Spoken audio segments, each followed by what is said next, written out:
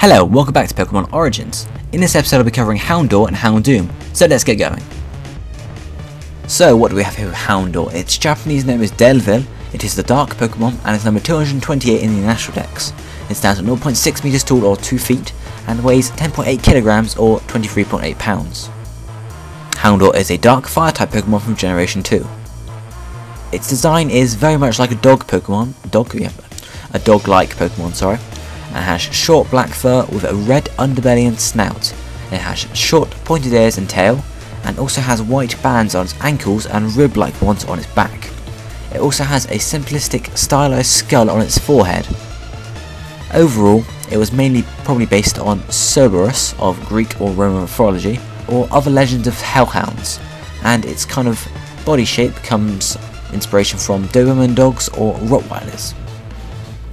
There are no gender differences between Houndour, so there is nothing to talk about there, and Houndour's shiny form has blue fur and a tan underside instead of the usual colouring. And Pokédex entries tell us that Houndour hunts in packs and use different cries to communicate, which is very much like normal dogs.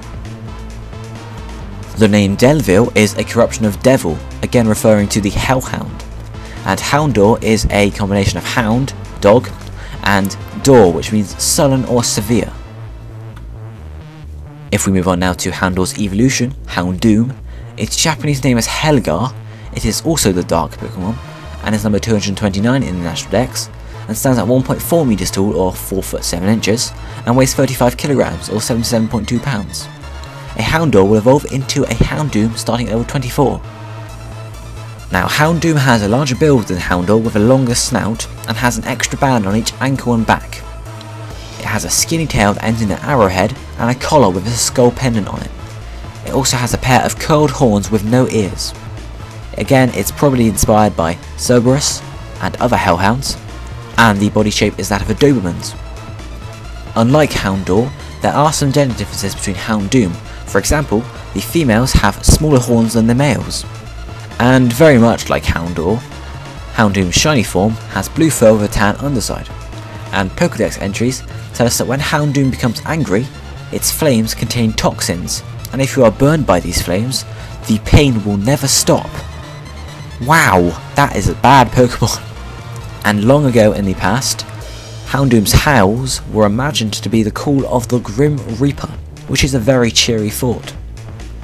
The name Helgar is a combination of Hel and Gar, which means the sound that dogs make, kind of like woof.